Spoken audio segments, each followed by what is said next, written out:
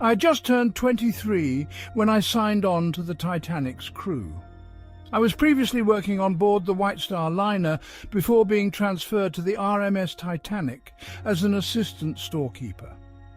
I was very much excited to be on board the Titanic. I'd never seen a ship of this size before, let alone one that was unsinkable. It was the night of April 14th when I laid in my cabin, and all of a sudden the ship came to a stop. I didn't feel an impact. It was more like jamming the brakes on a car. As we stopped, I looked out of the porthole that was open and saw the sky was clear. The stars were shining, the sea was dead calm. I couldn't understand what was going on. So I came out of my cabin and I thought, well, I'll go forward, and I went forward to the well deck on the starboard side.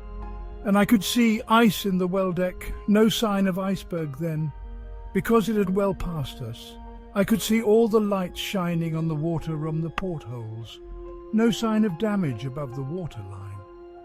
And of course what had happened, we'd slipped over the iceberg. And although she was supposed to be unsinkable with the double bottom, the iceberg had cut her from forward on the starboard side to the engine room.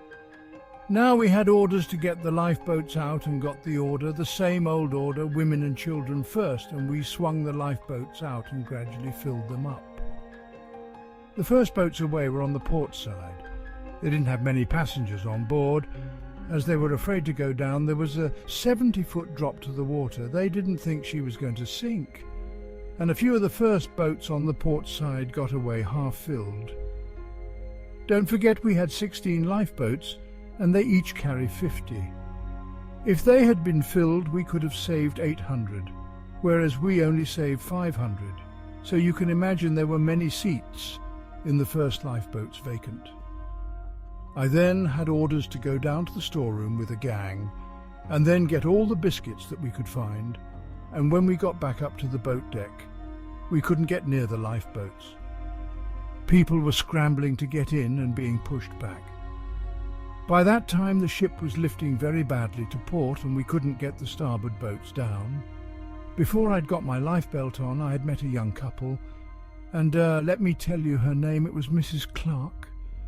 They had spent their honeymoon in France, and we'd picked them up in Cherbourg, and she was having trouble with her lifebelt, so I fixed that on her, and I said, you better get into a lifeboat, and there was one in the port, on the port side. She said, no, I don't want to leave my husband. So I said, well, it's just a precautionary measure. You get in and your husband will follow later on, and I got her away. And that was that. I then picked up my own lifebelt and put it on. The third-class passengers were now rushing up to the decks, and there were 700 of them. They swarmed the decks and filled them up. I thought, well, I'd done all I possibly could, and I thought, well, now I'll go up and get out of all this scrumming and go on the poop deck. She was sinking fast then, and all of a sudden she lifted up quickly, and you could hear everything crashing to her.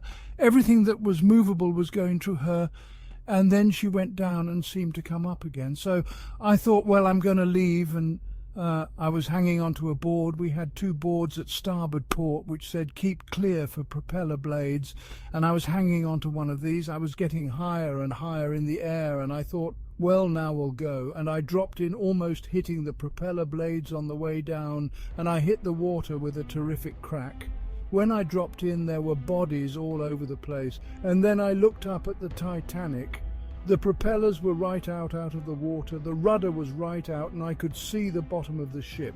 And then, granted, she glided away, and that was the last I ever saw the Titanic. I didn't want to die. I didn't see much chance of living, but I was gradually getting frozen up. All of a sudden, by the grace of God, I came across lifeboat, and they pulled me in. There was a fireman dead in the bottom. There was about a foot of water in this boat. There was another man who was trying to get away from the boat, screaming, and they were trying to hold him down. The rest were women and children. I sat on the seat, and who should I be sat next to? Mrs. Clark, the girl I'd put into the lifeboat, and the first thing she said to me was, "Where's my husband? Have you seen my husband?" So I said, "No, I haven't. I expect he'd be all right." By this time I was in a pretty bad way. I was almost frozen solid. Then Mrs. Clark had wrapped a cloak around me. She had some sort of blanket or coat on herself. She probably saved my life, I don't know, but I saved hers, at least I think I might have done, and she saved mine. I sat in the lifeboat, rocking on the waves. I reached into my pocket and pulled out my pocket watch to check the time. The watch had stopped working, presumably from when I had jumped into the water. The time was stuck at 2:20, so it must have survived for a short while in the ice-cold water. A while after the ship had sank and you could no longer see the lights beneath the waves, we were in complete darkness. Only the lanterns from the lifeboats could be seen. We helped look for any survivors around the wreckage. Unfortunately, everyone we came across was floating face down in the water. We all sat in shock, trying to contemplate what we had all just been through. We rowed through the night, the lifeboat bobbing precariously in the vast expanse of the Atlantic. The cries from the Titanic grew fainter, until all that remained was an eerie silence, broken only by the sound of the wind and the waves. We huddled together for warmth, our faces pale and drawn, our eyes fixed on the horizon, praying for a rescue that seemed impossibly distant. The night dragged on, an eternity of cold and fear. The stars above seemed to mock us with their indifference, their twinkling light a painful reminder of the beauty and the cruelty of the universe. I thought of my family, my friends, my life back in England, all seemingly a world away. As dawn broke, painting the sky in hues of pink and orange, we saw her, the Carpathia, her lights twinkling like beacons of hope in the distance. Relief washed over us, as powerful and overwhelming as the despair that had gripped us through the long night. The Carpathia reached us, her crew lowering ladders and pulling us aboard. I remember collapsing on the deck, my body racked with sobs, a mixture of relief and grief washing over me. We were the lucky ones, the survivors of a tragedy that had claimed over 1,500 souls. I stood on the deck, watching the New York skyline grow closer, my heart heavy with the memories of that night. I carry the memories of that night with me always, the images of chaos and courage, of despair and resilience, forever imprinted on my mind. For years after the sinking, I was plagued by nightmares, the icy grip of the Atlantic pulling me under, the screams of the drowning ringing in my ears. The guilt of survival weighed heavily upon me, a constant reminder of the fragility of life and the capricious nature of fate. Yet the Titanic also taught me the true meaning of courage, the depth of human compassion, the enduring power of hope. I learned that even in the face of unimaginable tragedy, the human spirit can endure, can find the strength to go on.